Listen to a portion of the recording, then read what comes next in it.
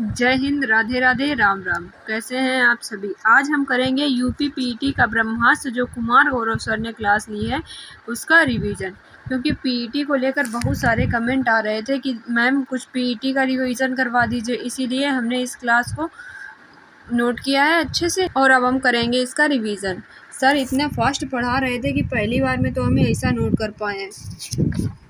बहुत सारा content sir ने 2 ही घंटे में दे दिया है, इसलिए अब हम शुरू करते हैं इसको दोबारा फिर नोट करके करते हैं सही से रिवीजन। आज का मोटिवेशन कोड है, थोड़ा डूबूंगा थोड़ा टूटूंगा लेकिन मैं फिर लौट आऊंगा, ए जिंदगी तू देख मैं फिर से जीत जाऊंगा। इंडियन स्ट्रगल बुक जो है वो सुभाष चंद्र बोस जी की बुक है। अब हम देखते हैं सुभाष चंद्र बोस के बारे में। सुभाष चंद्र बोस का जन्म 23 जनवरी को हुआ था। 23 जनवरी को पराक्रम दिवस भी मनाया जाता है। 1938 में हरिपुरा अधिवेशन की अध्यक्षता सुभाष चंद्र बोस ने की थी और 1939 में फॉरवर्ड ब्लॉक की स्थापना भी सुभाष चंद्र बोस जी ने की थी। इंडिया गेट पर सुभाष चंद्र बोस की प्रतिमा स्थापित की गई है और दिल्ली चलो नारा भी इन्हीं ने दिया है। स्वराज पार्टी की स्थापना 1923 में चित्तरंजन दास ने की थी। सत्य शोधक समाज की स्थापना ज्योतिबा फूले ने की थी और ज्योतिबा फूले की बुक का नाम है गुलामगिरी, पॉवर्टी एंड ब्रिटिश रूल। दादा भाई नौरोजी की बुक है। दादा भाई नौरोजी राष्ट्रीय आय की पहली बार गणना करने वाले व्यक्ति थे। राष्ट्रीय आय की पहली बार गणना दादा भाई नौरोजी ने की थी। धन निष्कासन का सिद्धांत भी इन्हीं ने दिया था। दादा भाई नौरोजी को वयोवृद्ध तथा ग्रैंडफादर ऑफ इंडिया भी कहा जाता है। Servant society of India, servant society of India Gopal Krishna Gokhale, Gita Rahasya और केसरी मराठा पत्रिका बाल गंगाधर तिलक की हैं। इनका स्वराज मेरा जन्मसिद्ध अधिकार है, इन्होंने एक नारा दिया था। स्वराज शब्द का पहली बार प्रयोग स्वामी दयानंद सरस्वती जी ने किया था। स्वामी दयानंद सरस्वती ने वेदों की ओर लौटो नारा दिया, सत्यार्थ प्रकाश बुक लिखी और आर्य समाज की स्थापना 1875 में स्वामी दयानंद सरस्वती ने की थी। ब्रह्म समाज की स्थापना राजा राम मोहन राय ने 1829 में की थी। प्रार्थना समाज की स्थापना आत्माराम पांडुरंग ने की थी। अभिनव भारत और मित्र मेला वीडी सावरकर से संबंधित हैं। कॉमनवेल्थ एनी बेसेंट से 1916 में होम रूल लीग मूवमेंट शुरू हुआ था। अब हम देखते हैं बुक्स। सत्य के साथ मेरे प्रयोग और इंडियन ओपिनियन किताब महात्मा गांधी की है। सोम प्रकाश ईश्वर चंद्र विद्यासागर का। Samvad Kaumudi Raja Ram Mohan Roy. Discovery of India Jawaharlal Nehru. Nil Darpan Dinabandhu life divine Aurobindo Ghosh. अब हम देखते हैं सीमा, अंतर्राष्ट्रीय सीमा के बारे में।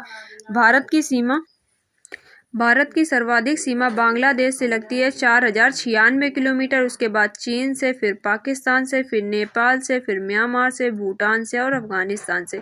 ये सीमा के घटते हुए क्रम में लगे हुए देश हैं। सबसे अधिक सीमा बांग्लादेश से लगती है, फिर चीन से, फिर पाकिस्तान से, नेपाल से, म्यांमार से, भूटान से और अफगानिस्तान से। मैकमोहन रेखा भारत और चीन के मध्य।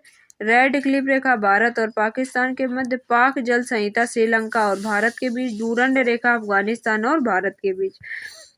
उत्तर प्रदेश और उत्तराखंड की स्थापना सन 2000 में हुई थी। दादर नगर हवेली और दमन द्वीप 26 जनवरी 2020 को इनका विलय हुआ था। तेलंगाना का निर्माण 2014 में हुआ था। भाषाई आधार पर बना पहला राज्य आंध्र प्रदेश। राज्य पुनर्गठन आयोग फजल अली कमीशन, इसकी सिफारिश पर 7वां संविधान संशोधन 1956 हुआ था। सिक्किम को पूर्ण राज्य का दर्जा 36वें संविधान संशोधन से मिला था। नेपाल की सीमा उत्तराखंड, उत्तर प्रदेश, पश्चिम बंगाल, सिक्किम और बिहार से लगती है। क्योंकि इसकी सीमा उत्तर प्रदेश से लगती है इसलिए नेपाल हमारे लिए अधिक महत्वपूर्ण है। 28 राज्य और 8 केंद्र शासित प्रदेश वर्तमान में हैं।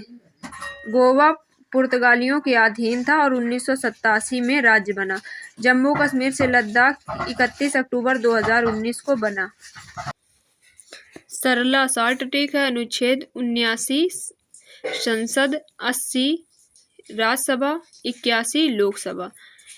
संसद में लोकसभा, राज्यसभा और राष्ट्रपति तीनों आते हैं। संसद में राज्यसभा के 12 सदस्य राष्ट्रपति मनोनीत करता है जो साहित्य, कला, समाज सेवा और विज्ञान के क्षेत्र से होते हैं। 6 राज्यों में द्विसदनीय विधानसभा मंडल है, जिसके लिए ट्रिक है तू भी मजा कर। टी से हो गया तेलंगाना, यू से हो गया यूपी, बी से हो गया बिहार, एम से हो गया महाराष्ट्र, ए से हो गया आंध्र प्रदेश, के आर से हो गया कर्नाटक। उत्तर प्रदेश में लोकसभा की 80, विधानसभा की 403, विधान परिषद की 100 और राज्यसभा की 31 सीटें। लोकसभा का कार्यकाल 5 वर्षों के लिए होता है और राज्यसभा के सदस्यों का कार्यकाल 6 वर्षों के लिए होता है।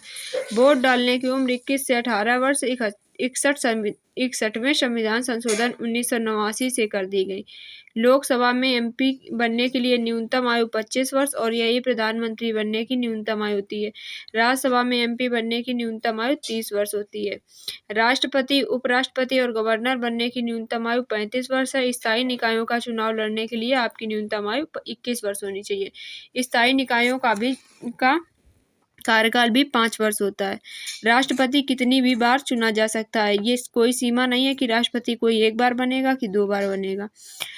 लोक लेखा समिति में 22 सदस्य होते हैं, 15 लोकसभा के और 7 राज्यसभा के।